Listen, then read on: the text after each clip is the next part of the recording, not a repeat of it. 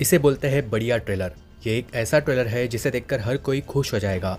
Jurassic world rebirth का trailer finally release हो चुका है, जिसमें हमें वो सब कुछ देखने को मिला जिसके लिए हम कब से तरस रहे थे।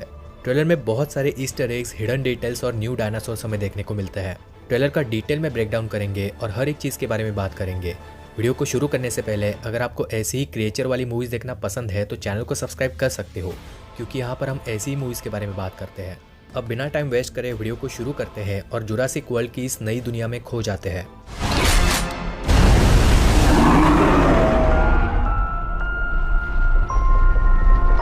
ट्रेलर की शुरुआत ही इतनी बढ़िया है कि पहले ही सीन में हमें एक बहुत ही इंटरेस्टिंग डिटेल देखने को मिलती है। यहाँ पर हम टीरेक्स के स्केलेटन को देख सकते हैं, जिसके ऊपर लिखा है when dinosaurs ruled the earth. अब ये जुरासिक पार्क 1 के ही सीन का एक रेफरेंस है और उसी सीन को यहाँ पर रिक्रिएट करने की कोशिश की है।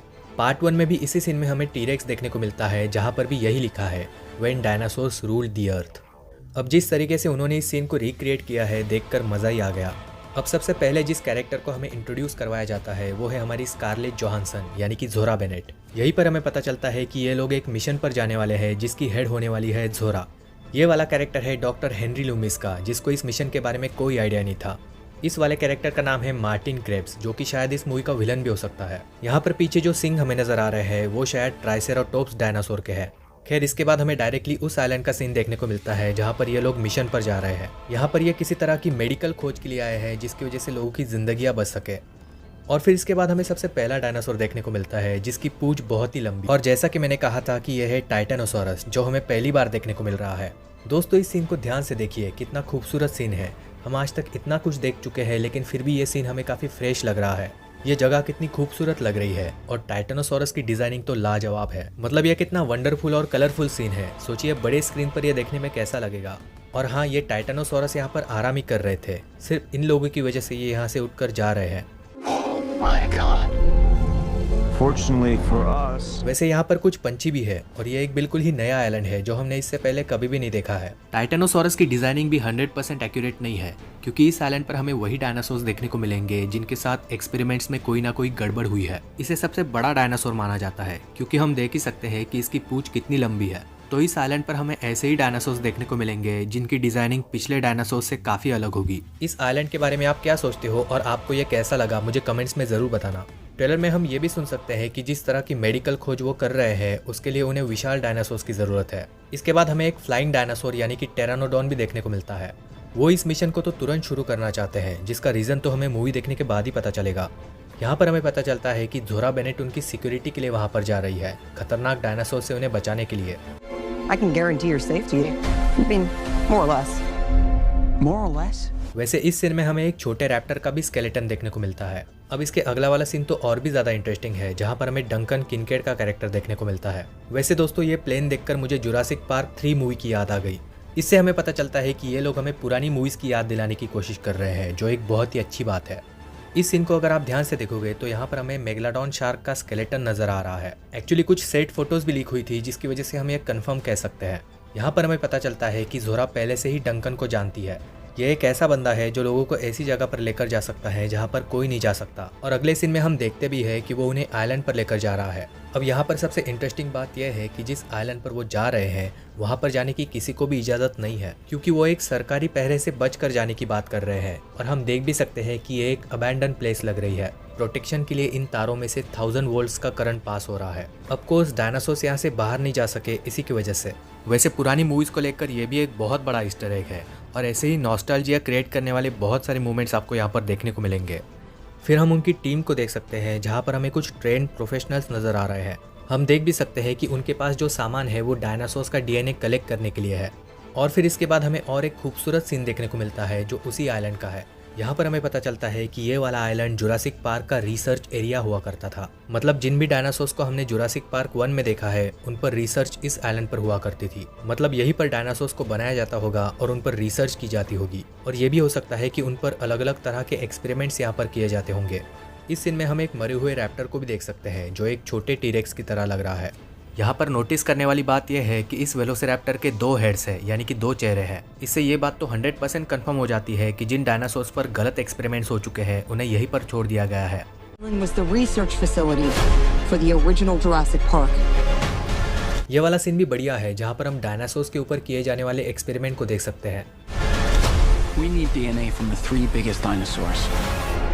ये वाला सीन भी अच्छा है क्योंकि यहाँ पर हम जोरा की यूनिक गन को देख सकते हैं। यहाँ पर हमें पता चलता है कि उन्हें 3 सबसे बड़े डायनासोर्स का डीएनए चाहिए। सिर्फ 3 ही अलग अलग डायनासोर्स का डीएनए क्यों चाहिए और वो तीनों बड़े क्यों होने चाहिए, ये तो हमें मूवी देखने के बाद ही पता चलेगा। ये वाला सीन भी मुझे बहुत ब्यूटीफुल लगा। यहाँ पर भी हमें कुछ उड़ने वाले डायनासोर्स नजर आ रहे हैं। इस सीन को ध्यान से देखने से हमें थोड़ी बहुत स्कल आइलैंड की भी याद आती है। एक्चुअली दोस्तों, इस मूवी का डायरेक्टर वही है जिन्होंने मॉन्स्टरवर्स की सबसे पहली गॉडजिला मूवी बनाई थी। अब ये कहना गलत तो नहीं होगा कि सिर्फ उस डायरेक्टर की वजह से ही मूवी इतनी बेहतरीन नजर आ रही है। आप इन सीन्स को नोटिस करिए, ऐसा कुछ भी हमने इससे पहले पूरी जुरासिक सीरीज में नहीं देखा है। यहाँ तक कि मॉन्स्टरवर्स की भी किसी मूवी में हमने इतना बढ़िया कुछ नहीं देखा है। मतलब यहाँ पर सब कुछ बिल्कुल रियलिस्टिक लग रहा है, फिर चाहे वो डायनासोर्स हो या फिर नेचर। यहाँ पर किसी वजह से उन्हें डीएनए सैंपल सिर्फ अंडे से ही चाहिए, तो हम देख सकते हैं कि यहाँ पर उन्होंने रस्सी को बांधा है जिसकी मदद से वो नीचे उतरते हैं। ये वाले सीन्स दिखने में काफ़ी कूल है और हमें ये भी पता चल जाता है कि उड़ने वाले मांसाहारी डायनासोर्स की वजह से वो डर रहे हैं और इसी की वजह से वो अंडे से डीएनए सैंपल्स को लेना चाहते हैं। खैर, इस वाले सीन को देखकर इंडियाना जोन्स की याद किस किस को आई, मुझे कमेंट्स में ज़रूर बताना। अब एक्चुअली ये एक खंडर है जहाँ पर उड़ने वाले डायनासोर्स अंडे देने आते हैं। हम ये भी देख सकते हैं कि अंडे से उन्होंने डीएनए सैंपल को निकाल भी लिया है, लेकिन अचानक से वहाँ पर वही उड़ने वाले मांसाहारी डायनासोर आ जाते हैं। वैसे ये सीन तो बढ़िया लगा और काफ़ी हद तक पॉसिबिलिटी है कि ये वाला आदमी यहाँ पर मर जाएगा। वो डायनासोर अंदर जाकर उन पर भी हमला करता है। और अगर आप इस खंडर के बारे में सोच रहे हो तो डेफिनेटली ये इंसानों ने ही बनाया है। एक्चुअली ये एक बहुत ही पुराना खंडर है जो डायनासोर्स पर एक्सपेरिमेंट करने के पहले के समय का है। मतलब ये इंसानों ने ही बनाया है और इसकी डिज़ाइनिंग भी मुझे पसंद आई। बाकी अगले वाले सीन में हमें थोड़ा बहुत एक्शन देखने को मिलता है।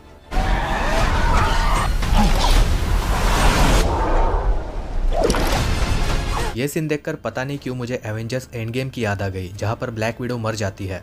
यहाँ पर हमें उसका उल्टा देखने को मिल रहा है, तो ये सब कुछ देखने में मज़ा आया।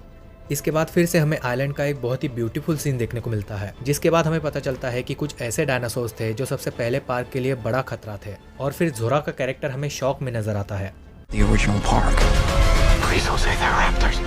और फिर हमें देखने को मिलते हैं कुछ रैप्टर्स के पैर और उनके नाखून। वैसे उनके नाखून भी काफ़ी खतरनाक लग रहे हैं। और फिर से यहाँ पर ध्यान देने वाली बात यह है कि ये वाला सीन भी जुरासिक पार्क 1 के सीन का रिक्रिएशन है। इस वेलोसिरैप्टर का कलर भी वाइट है, जैसा हमने जुरासिक पार्क 3 में देखा था। यह कहना गलत नहीं होगा कि जिस तरह के नॉस्टैल्जिया वाले सीन्स उन्होंने इस मूवी में डाले हैं, मूवी नए रिकॉर्ड्स बना सकती है। और अब बात करते हैं ट्रेलर के सबसे बड़े मनी शॉट के बारे में। हमें पता चलता है कि जो सबसे खतरनाक डायनासोर था उसे भी यहाँ पर छोड़ दिया गया था। और फिर इसके बाद हमें एक बहुत ही बड़े से डायनासोर का सिर्फ एक हाथ देखने को मिलता है। ये कुछ तो ऐसा है जो हमने पूरे जुरासिक सीरीज में इससे पहले नहीं देखा है और काफ़ी हद तक ये एक इंसानी हाथ की तरह भी लग रहा है। मतलब डेफिनेटली ये कोई ना कोई एक्सपेरिमेंट किया हुआ ही डायनासोर है और ये हम इसके हाथ को देखकर बोल सकते हैं। पॉसिबिलिटी ये भी लग रही है कि शायद इसकी 5 उंगलियां हैं। खैर दोस्तों, इस डायनासोर के बारे में आपको क्या लगता है मुझे कमेंट्स में ज़रूर बताना। इसके बाद कुछ और कैरेक्टर्स हमें यहाँ पर देखने को मिलते हैं जो शायद गुम हो गए होंगे। यहाँ पर हम एक छोटी बच्ची को भी देख पा रहे हैं जिसके साथ कुछ और भी लोग हैं।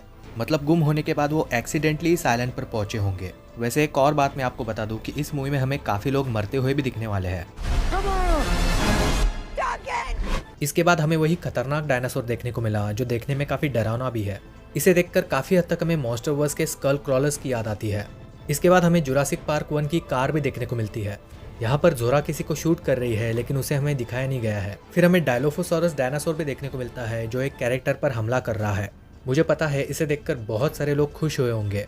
वैसे हम देख सकते हैं कि दोनों की डिजाइनिंग काफ़ी अलग है, जिसका रीज़न हमने ऑलरेडी डिस्कस कर लिया है। ये उसी औरत पर हमला कर रहा है जो हमें ट्रेलर के एंडिंग में भी नजर आती है। खैर बाद में हमें टीरेक्स भी देखने को मिला और उसकी डिजाइनिंग भी बहुत ही ज़्यादा खूबसूरत लग रही है। एक बात तो माननी होगी, यहाँ पर हमें जितने भी डायनासोर्स देखने को मिल रहे हैं वो सारे के सारे बिल्कुल खूबसूरत लग रहे हैं। मतलब मूवी के विजुअल इफेक्ट्स इतने परफेक्ट है कि सब कुछ बिल्कुल रियलिस्टिक फील हो रहा है।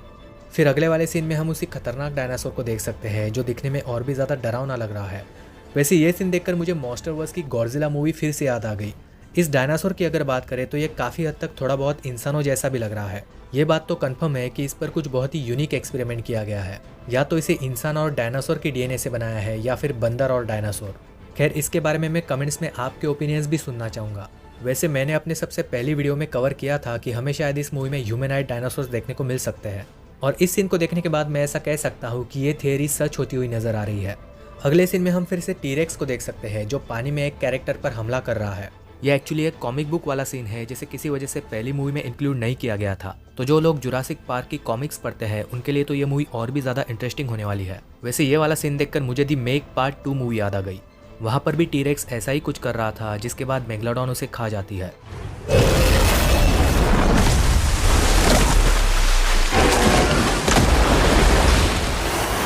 यहाँ जिंदा रहना तो नामुमकिन है। ट्रेलर देखकर तो ये डायलॉग बिल्कुल सच लग रहा है। सबसे आखिर में हमें एक बेहतरीन सीन देखने को मिलता है जहाँ पर हम देख सकते हैं मोसासोरस को, और जिसका सभी लोग बेसब्री से इंतजार कर रहे थे। हमें 3 स्पाइनासोरस देखने को मिले। यहाँ तक कि स्पाइनासोरस एक कैरेक्टर पर हमला भी कर रहा है और इस बोट को डुबाने की कोशिश भी कर रहा है। ये वाले स्पाइनासोरस जुरासिक पार्क 3 वाले स्पाइनासोरस से काफी अलग लग रहे हैं। उनके स्पाइन पर हमने येलो और ब्लैक कलर की डिजाइनिंग भी देख सकते हैं जो हमने इससे पहले नहीं देखी है। स्कारलेट जोहानसन यानी कि ज़ोरा बेनेट की इस स्टाइल के बारे में क्या ही बोलूं, ये तो आप खुद ही देख सकते हो। मुझे ये परफेक्ट कास्टिंग लगी। ब्लैक विडो शायद ही किसी की फेवरेट ना हो। और सबसे आखिर में हमें मोसासोरस की हीरो वाली एंट्री देखने को मिलती है जहाँ पर ये ट्रेलर खत्म होता है। ये वाला जुरासिक वर्ल्ड वाले मोसासोरस से छोटा लग रहा है क्योंकि ये उनका सबसे पहला क्रिएशन है। ये ट्रेलर देखने के बाद मैं बहुत ज़्यादा खुश हूँ। ऐसा लग रहा है कि कई दिनों बाद एक बेहतरीन और परफेक्ट ट्रेलर देखने को मिला। आपको ये ट्रेलर कैसा लगा और आप इस मूवी के लिए कितने एक्साइटेड हो, मुझे कमेंट्स में ज़रूर बताइएगा। वीडियो पसंद आया होगा तो इसे लाइक करने के साथ साथ आप चैनल को सब्सक्राइब भी कर सकते हो, क्योंकि यहाँ पर हम ऐसी ही क्रिएचर वाली मूवीज़ के बारे में बातें करते हैं। और अगर आपने ऑलरेडी सब्सक्राइब कर दिया है तो बेल आइकन को प्रेस करना मत भूलना।